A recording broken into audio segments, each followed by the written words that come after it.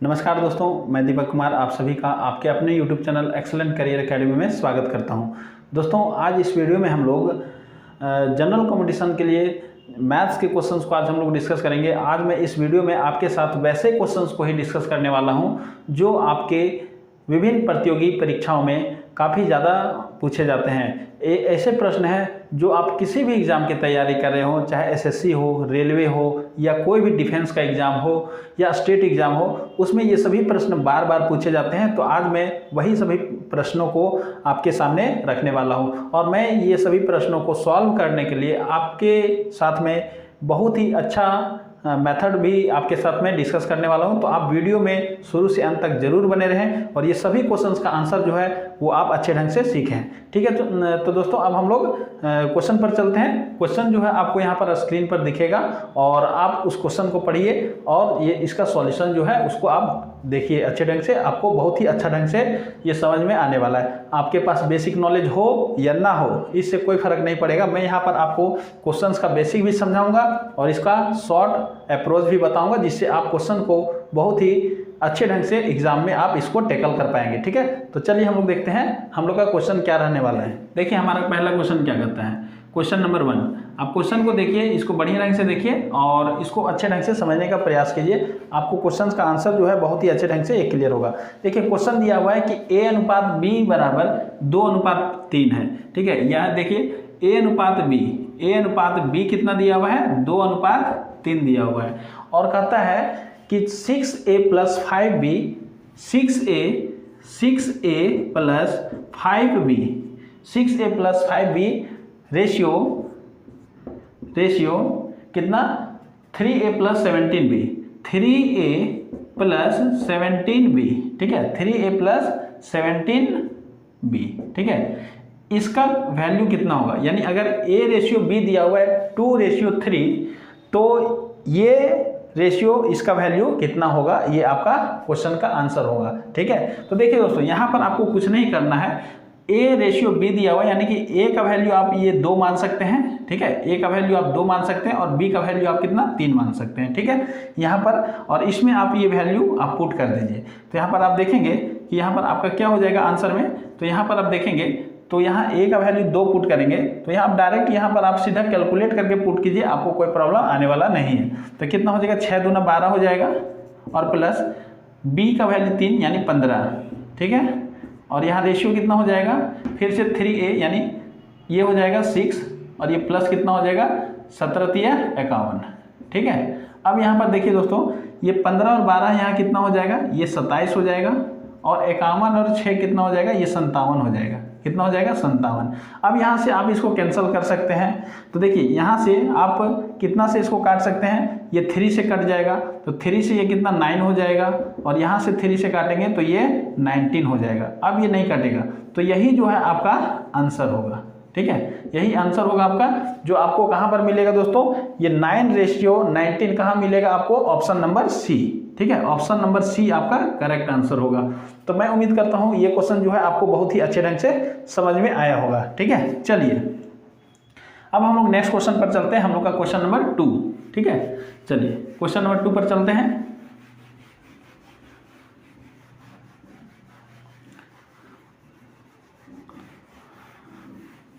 देखिए question number 2 क्या कहता है।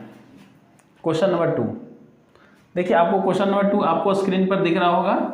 चलिए क्वेश्चन नंबर 2 कहता है दो संख्याओं का योग 24 है। दो संख्याओं का योग कितना है, 24 है और उनका अंतर कितना दिया हुआ है, 2 दिया हुआ है। योग दिया हुआ है 24। तो दोस्तों हम मान लेते हैं दो संख्या जो दिया हुआ है तो एक संख्या x और एक संख्या y मान सकते हैं। इसको पहले हम लोग बेसिक से कर लेते हैं। x + y जो दिया हुआ वो कितना दिया हुआ है, 24 दिया हुआ है। ठीक है, और कहता है उनका अंतर 2 दिया हुआ है, यानी यही दो संख्या का अंतर कितना दिया हुआ है, 2 दिया हुआ है। ठीक है, तो ये x - y बराबर कितना दिया हुआ है, 2। बहुत ही ये ज़्यादा बेसिक क्वेश्चन है। है ना। इसको आप इस तरह से भी बना सकते हैं। देखिए यह मानकर कि पहली संख्या दूसरी संख्या से बड़ी है, पहली संख्या दूसरी संख्या से बड़ी है, यानी सपोज x जो है वो y से बड़ी है, तो कहता है इनका अनुपात खोजें, यानी हमको x अनुपात y निकालना है। तो आपको कुछ नहीं करना है, बस देखिए यहाँ से y आपका कैंसिल हो जाएगा, तो x और x जुड़ करके कितना हो जाएगा 2x हो जाएगा। कितना हो जाएगा 2x, और इधर भी जोड़ देंगे कितना हो जाएगा 24 और 2 26 हो जाएगा। तो x बराबर हम देख रहे हैं कितना निकल जाएगा, x का वैल्यू हमारा 13 निकल जाएगा। ठीक है, 2 से कटेगा तो x का वैल्यू कितना हो जाएगा 13। तो देखिए x प्लस वाई बराबर कितना है 24 है, जिसमें कि हमारा x का वैल्यू कितना निकल गया, x का वैल्यू 13 निकल गया। तो इसलिए y का वैल्यू कितना होगा, इसको ले जा करके हम लोग x का वैल्यू उधर घटा देंगे y का वैल्यू निकालने के लिए। तो हम लोग देखेंगे कि कितना हो जाएगा, ये हमारा 11 हो जाएगा, क्योंकि 24 में 13 घटा देंगे तो 11 मिलेगा। तो हम लोग का आंसर क्या होगा दोस्तों, हम लोग का आंसर जो है ये x रेशियो y पूछ रहा है। क्या पूछ रहा है, दोनों का अनुपात, यानी x रेशियो y।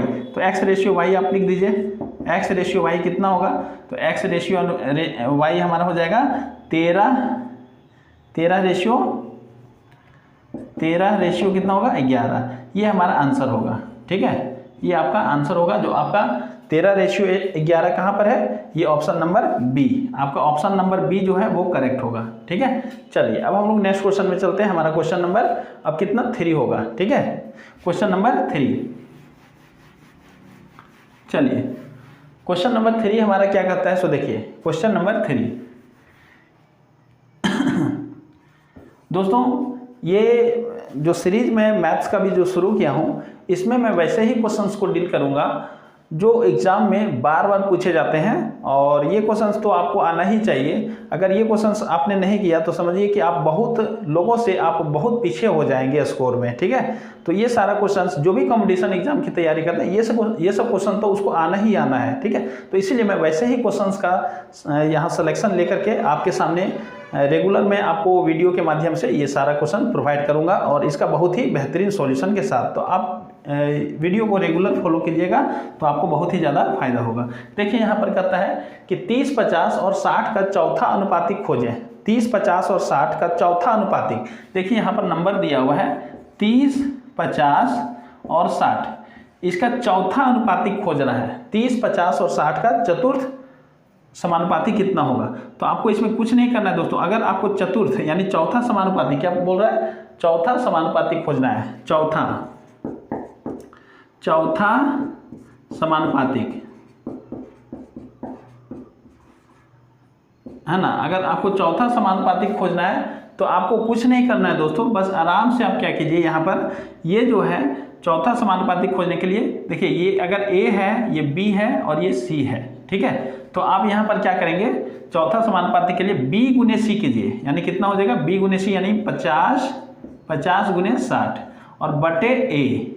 आप इसको फॉर्मूला की तरह आप लिख भी सकते हैं, आप इसको नोट कर लीजिए। अगर आपको 3 अनुपात यानी कि 3 नंबर दे करके अगर चौथा समानुपाती अगर पूछे तो आपको क्या करना है, फॉर्मूला में B गुने C बटे A, ये आप फॉर्मूला लिख लीजिए। तो यहाँ कितना हो जाएगा 50 गुने 60 और बटे 30। ठीक है, तो इसको काटेंगे तो 30 से एक बार में कट जाएगा और 30 से ये 2 बार में कट जाएगा। तो कितना हो जाएगा 50 गुना 100। तो आपका आंसर जो हो जाएगा 50 गुना 100, जो आपका आंसर होगा ये ऑप्शन नंबर कितना में, बी में है। ठीक है, ऑप्शन नंबर बी आपका करेक्ट आंसर होगा, आप इसे देख सकते हैं। चलिए अब हम लोग नेक्स्ट क्वेश्चन में चलते हैं। अब हमारा अगला क्वेश्चन क्या करता है, देखिए दोस्तों, अब हमारा क्वेश्चन नंबर कितना होगा, क्वेश्चन नंबर हमारा होगा 5 होगा, है ना। अब क्वेश्चन नंबर हमारा कितना होगा 5। चलिए क्वेश्चन नंबर 5 में क्या कहता है, देखिए दोस्तों, क्वेश्चन नंबर 5 कहता है निम्नलिखित में 4 और 5 के बीच की परिमेय संख्याएं कौन सी है। दोस्तों ये जो 4 और 5 दिया हुआ है, 4 और 5, ठीक है, इसके बीच में परिमेय संख्या कौन सी है।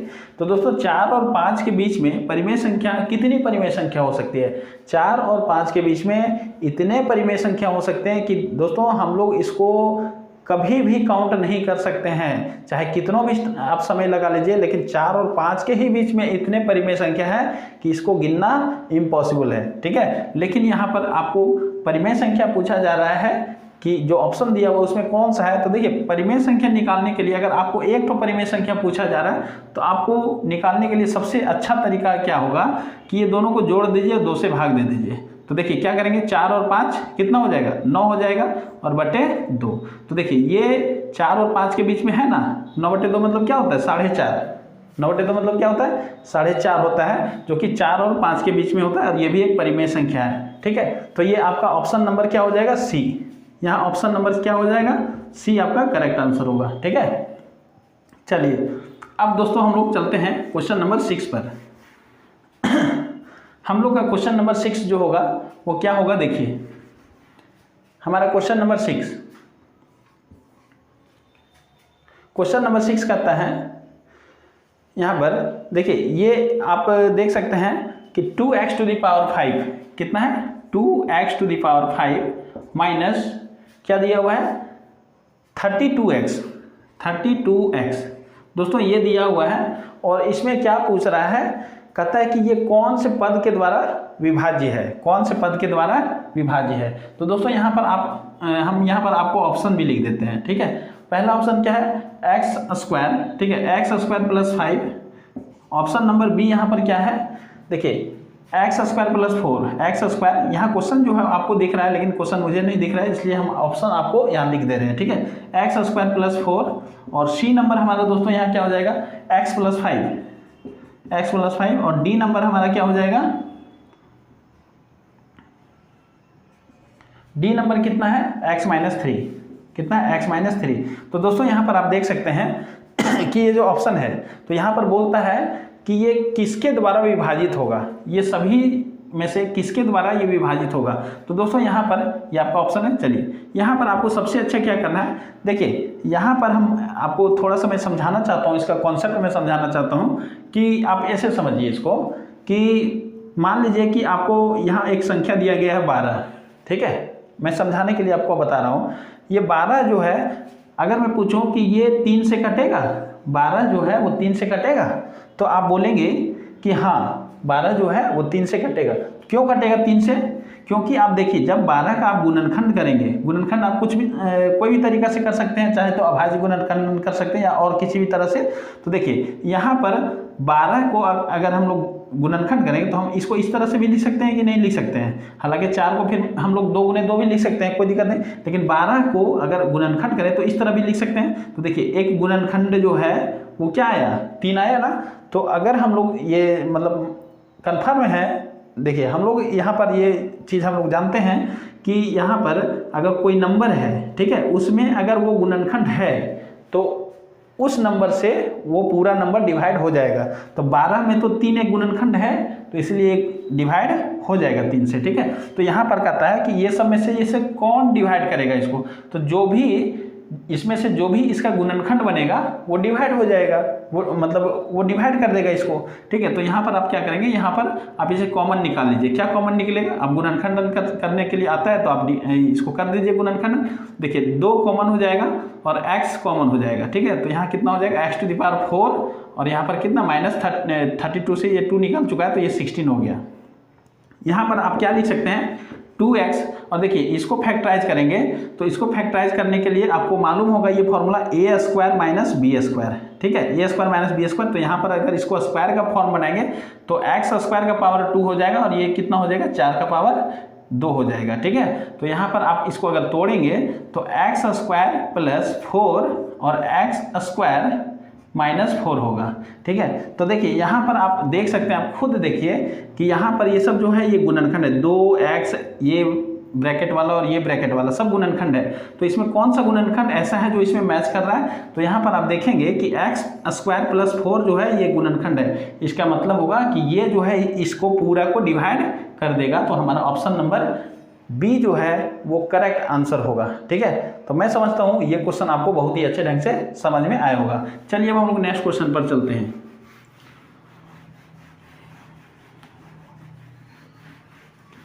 चलिए अब हमारा क्वेश्चन नंबर कितना होगा, अब हमारा क्वेश्चन नंबर 7 होगा। चलिए 7 नंबर क्वेश्चन बनाएंगे। ठीक है, देखिए दोस्तों 7 नंबर क्वेश्चन क्या कहता है, निम्नलिखित में बहुपद, एक बहुपद दिया हुआ है, बहुपद क्या है x² plus 6x plus 25, x² plus 6x plus 25। दोस्तों ये एक बहुपद दिया हुआ है और यहाँ पर ऑप्शन दिया हुआ है, आप देखिए ऑप्शन में यहाँ लिख देता हूँ। पहला दिया हुआ है -3, b जो दिया हुआ है वो कितना है -2, और c कितना दिया हुआ है, c है 2, और d कितना है, नन ऑफ दीज है। ठीक है, नन ऑफ दीज यानी इनमें से कोई नहीं। तो कहता है कि कौन जो है वो इसका शून्यक है। ठीक है, इसका शून्यक। तो देखिए दोस्तों, कोई भी नंबर इसका शून्यक होने के लिए क्या कंडीशन है कि अगर कोई भी नंबर यहाँ पर रखेंगे इसका वेरिएबल यानी x के जगह, तो पूरा कैलकुलेशन क्या आना चाहिए, 0 आना चाहिए। ठीक है, अगर जो भी नंबर यहाँ पर वेरिएबल के जगह रखने पर अगर पूरा कैलकुलेशन 0 कर देगा वही शून्यक होगा। ठीक है, वही शून्यक होगा। तो चलिए अब हम लोग देखते हैं, -3 है तो -3 यहाँ पर रखेंगे तो क्या हो जाएगा। देखिए पहला ऑप्शन के अनुसार हम लोग चेक करेंगे, तो पहला अनुसार के अगर हम लोग चेक करेंगे दोस्तों, तो यहाँ देखिए -3 है तो -3 यानी कितना हो जाएगा, यहाँ 9 हो जाएगा, यहाँ पर -18 हो जाएगा। क्या हो जाएगा, -18 हो जाएगा, और फिर यहाँ से +25 हो जाएगा।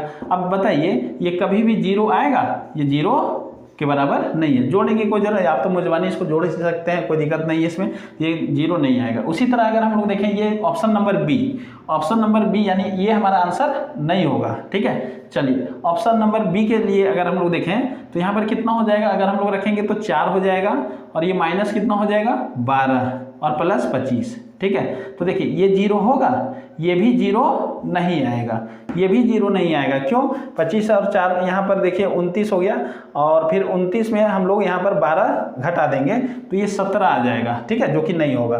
तो यहाँ पर आप देखिए, यहाँ पर सी नंबर, पहले यहाँ इसको काट देते हैं, ये बी नंबर जो है इसका आंसर नहीं होगा। सी नंबर देखेंगे तो सी नंबर देखिए यहाँ पर x² है, तो x² मतलब यहाँ पर 4 हो जाएगा, और ये तो वैसे भी नहीं आएगा क्योंकि देखिए यहाँ सारा प्लस है, तो सारा प्लस है तो जुड़ करके तो ये तो और क्या होगा, बड़ा ही नंबर बन जाएगा। ठीक है, ये यहाँ घटने का कोई सवाल ही नहीं है, तो हम यहाँ पर काट देते हैं, ये भी नहीं होगा आंसर। यानी हमारा आंसर क्या होगा, option number D. Option number D हमारा क्या होगा, करेक्ट आंसर होगा। ठीक है, चलिए अब हम लोग क्वेश्चन नंबर 8 में चलते हैं। दोस्तों अब हमारा क्वेश्चन नंबर 8 क्या कहता है, देखिए क्वेश्चन नंबर 8। दोस्तों अगर आपको ये वीडियो अच्छा लग रहा हो, ठीक है, तो ये वीडियो को आप ज़रूर लाइक कीजिए, और कमेंट बॉक्स में अगर आपको किसी तरह का अगर कोई प्रॉब्लम लग रहा है ये क्वेश्चन समझने में, तो आप हमें कमेंट बॉक्स में ज़रूर बताइए, मैं उस क्वेश्चन को और भी ईजी वे में बताने का प्रयास करूँगा। ठीक है, चलिए देखिए यहाँ पर हम लोग का एक क्वेश्चन है। क्वेश्चन देखिए हम लोग का अब 8 नंबर होगा क्वेश्चन। कहता है ये क्वेश्चन जो है वो टाइम एंड वर्क का क्वेश्चन है ना। कहता है यदि ए काम को 10 दिनों में कर सकता है और बी उस काम को 12 दिन में कर सकता है। दोस्तों यहाँ ए और बी दो व्यक्ति हैं, ए और बी। ए जो है वो एक काम को 10 दिन में कर सकता है और बी कितना, 12 दिन में कर सकता है। ए और बी जो है दोनों इस तरह से काम कर सकते हैं। अब कहता है और सी उस काम को 15 दिनों में कर सकता है। एक व्यक्ति और है, एक व्यक्ति कौन है, सी। इस काम को कितना दिन में, 15 दिन में कर सकता है। ए बी सी 3 लोग हैं, तीनों अलग अलग इस तरह से काम करते हैं। अब यहाँ पर देखिए क्वेश्चन क्या कहता है, अगर वे सब मिलकर काम करते हैं तो काम को पूर्ण होने में कितने दिन लगेंगे। दोस्तों यहाँ पर देखिए अगर ये तीनों एक साथ मिल जाएगा तो काम को पूर्ण होने में कितना समय लगेगा। तो यहाँ पर आप सबसे पहले क्या करेंगे कि ये आप कुल काम निकालिए। क्या निकालेंगे, कुल काम। तो कुल काम कैसे निकलता है, तो देखिए कुल काम निकालने के लिए आपको कुछ करने की ज़रूरत नहीं है, आप सिर्फ इसका एलसीएम ले लीजिए। तो तीनों का अगर आप एलसीएम लीजिएगा तो 10, 12 और 15, तो इसका आप एलसीएम लेंगे तो देखिए एलसीएम कितना आएगा, 60 आएगा। एलसीएम तो निकालने आपको आता ही है, ठीक है। चलिए तो यहाँ कितना हो जाएगा, 10 से कितना बार में कटेगा, 6 बार में। ए का क्षमता कितना आ गया, 6 आ गया। ए का क्षमता कितना है, 6। 12 से 60 को काटेंगे 5 बार में, यानी बी का क्षमता कितना हो गया, 5 हो गया। और सी का क्षमता निकालने के लिए 15 से डिवाइड करेंगे 60 को, यानी 4 बार में, 15 चौक 60। तो देखिए दोस्तों क्षमता मतलब होता है एक दिन में कितना काम हो रहा है, ठीक है, एक दिन में कितना काम हो रहा है। तो कहता है अब ये तीनों मिल करके इस काम को कितना दिन में करेंगे। तो कुल काम हमारा 60 है और तीनों मिल जाएगा, तो तीनों मिल जाएगा ए बी और सी। अगर तीनों मिल गया अगर ये तीनों मिल करके अगर काम कर रहे हैं तो यहाँ पर देखेंगे कि काम तो कितना करना है 60। एक दिन में कितना काम हो पाएगा तीनों मिल जाएंगे तो 6 5 11 और 4 15, तो एक दिन में 15 काम, तीनों मिल करके एक दिन में 15 काम, तो 60 काम करने में कितना लगेगा, तो डिवाइड करेंगे 15 से, यानी 15 कम 15, 15 चौक 60, तो यहाँ पर कितना हो जाएगा 4 दिन लगेगा। कितना दिन लगेगा 4 दिन। तो ये हमारा आंसर हो जाएगा जो कि आपका ऑप्शन नंबर सी सही होगा। ठीक है, चलिए अब हम लोग देखते हैं हमारा अगला क्वेश्चन, क्वेश्चन नंबर 9। ठीक है, चलिए क्वेश्चन नंबर 9 देखते हैं अब हम लोग दोस्तों।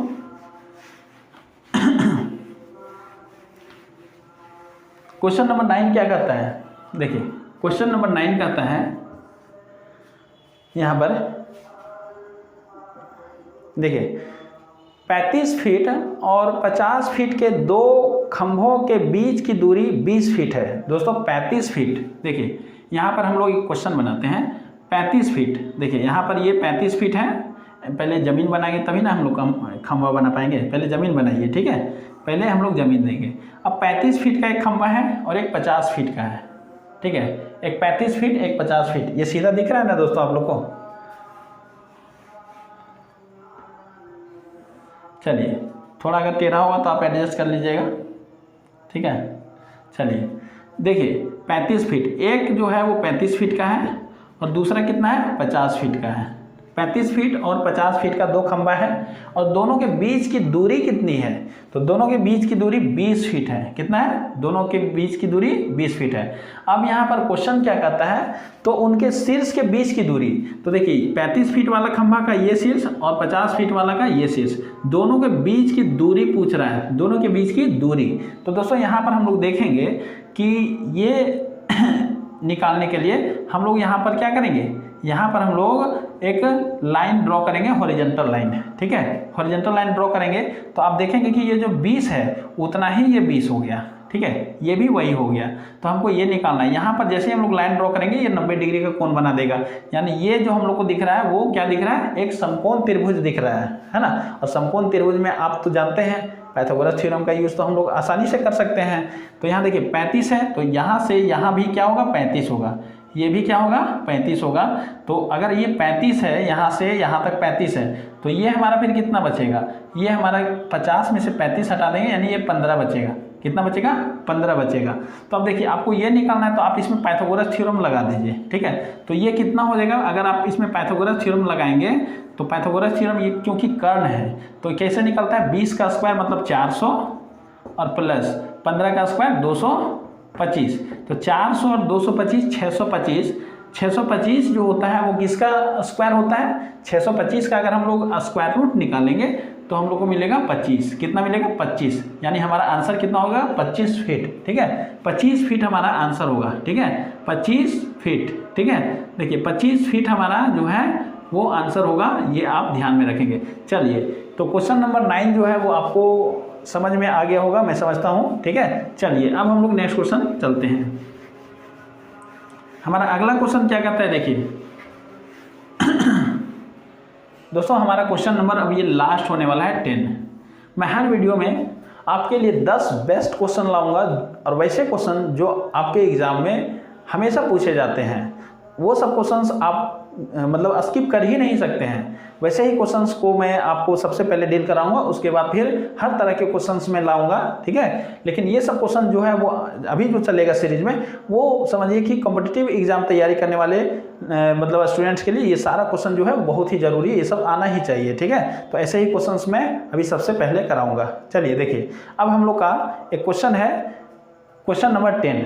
देखिए दोस्तों, यदि एक पाइप टंकी को 15 घंटे में भर सकता है और एक अन्य पाइप टंकी को 10 घंटे में खाली कर सकता है, यदि दोनों पाइप को साथ में खोल दिया जाए तो टंकी पूरी तरह से कितने घंटे में भर जाएगी। तो दोस्तों यहाँ पर अब देखिए क्वेश्चन में लिखा हुआ है कि टंकी जो भरने वाला है वो ज़्यादा टाइम लेता है और खाली करने वाला कम टाइम लेता है। तो यहाँ पर ये क्वेश्चन में क्या एरर हो गया है, टाइपिंग एरर है कि जो 15 है वो 10 के जगह टाइप हो गया, 10 के जगह 15 टाइप हो गया। ठीक है, तो आप जो है इस क्वेश्चन को आप सुधार लेंगे। यदि आप इस क्वेश्चन को नोट करते हैं तो आप इसे सुधार लेंगे। भरने वाला जो है वो 10 घंटे का समय लेता है, ठीक है दोस्तों। यहाँ पर आप इसको सुधार लेंगे। भरने वाला जो है वो 10 घंटे का समय लेता है। देखिए आपको सुधारना कहाँ पर है, ये जो है ये यहाँ पर आप 10 करेंगे, ठीक है। यहाँ पर आप क्या करेंगे, 10 करेंगे, ठीक है। यहाँ पर आप क्या करेंगे दोस्तों, यहाँ पर आप 10 कर लेंगे, ठीक है। आपको सुधारना कहाँ है, यहाँ पर ये इसको 10 कर लीजिए और इसको जो है आप 15 कर लीजिए, ठीक है। चलिए तो देखिए भरने वाला आप सिर्फ यहाँ समझने का प्रयास कीजिए ना, ठीक है। वहाँ पर आपको मैनेज कर लेना है। क्वेश्चंस को आप जब लिखेंगे तो वहाँ पर आप सुधार लीजिएगा। देखिए भरने वाला जो है वो कितना समय लेता है, 10 घंटा। तो देखिए जो भरने वाला होगा उसको आप प्लस में लिखेंगे, ठीक है, प्लस में। तो प्लस वाला चीज़ यानी कि अगर कोई नंबर में अगर प्लस नहीं भी लिखते हैं तो उससे कोई प्रॉब्लम नहीं होता है, ठीक है।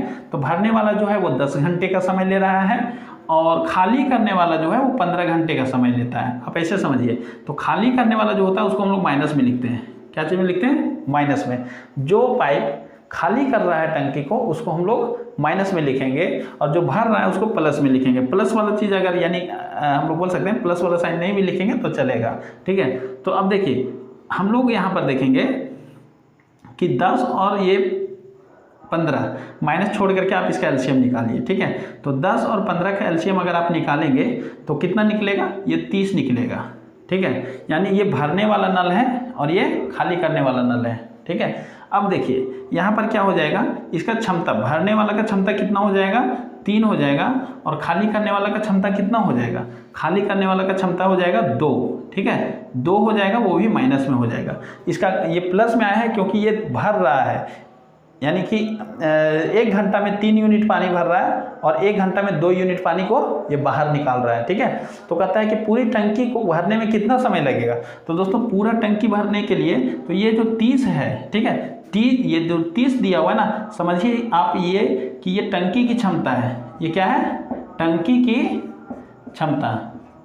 ये क्या है, टंकी की क्षमता। ये टंकी की क्षमता है। तो यानी टंकी में 30 यूनिट पानी डालना है तो कितना समय लगेगा। तो देखिए टंकी में 30 यूनिट पानी डालना है और एक हम लोग बोल सकते हैं कि 1 घंटा में कितना पानी जाएगा, 1 घंटा में 3 भरेगा और ये 2 बाहर निकाल देगा। ये 3 भरेगा और ये 2 बाहर निकाल देगा। यानी 1 घंटा में टंकी में टोटल कितना पानी गया, 1 यूनिट गया, ठीक है। तो 30 यूनिट भरने में कितना लगेगा, तो 1 घंटा का जो क्षमता है उससे भाग दे देंगे। तो 30/1 से भाग देंगे तो 30 ही होगा, ठीक है। यानी इतना घंटे हम लोग को लग जाएगा पूरा टंकी को भरने में, ठीक है। तो आपका ऑप्शन नंबर कितना, सी जो है वो करेक्ट होगा। ऑप्शन नंबर सी जो है वो बिल्कुल करेक्ट आंसर होगा। तो दोस्तों मैं ये उम्मीद कर सकता हूँ कि आपको ये सारा क्वेश्चन जो है वो बहुत ही अच्छे ढंग से समझ में आया होगा। तो दोस्तों अगर आपको सारा क्वेश्चन समझ में आया है तो आप इस वीडियो को लाइक ज़रूर कीजिए, इस वीडियो को अपने दोस्तों के बीच में शेयर कीजिए और हमारे चैनल को अगर अभी तक आपने सब्सक्राइब नहीं किया है तो हमारे चैनल को ज़रूर सब्सक्राइब करें। यहाँ पर आपको कॉम्पिटिटिव एग्जाम से रिलेटेड आपको बहुत ही बेहतरीन क्वालिटी का कंटेंट मिलेगा, ठीक है। और ये सीरीज जो मैथ का सीरीज है इसको आप ज़रूर फॉलो कीजिए। इसमें तरह तरह के क्वेश्चंस और उसको बनाने के लिए बहुत ही अनोखा कॉन्सेप्ट आपको जानने के लिए मिलेगा, ठीक है। तो दोस्तों इस वीडियो में इतने ही। अब हम लोग मिलते हैं नेक्स्ट वीडियो में। वीडियो देखने के लिए धन्यवाद।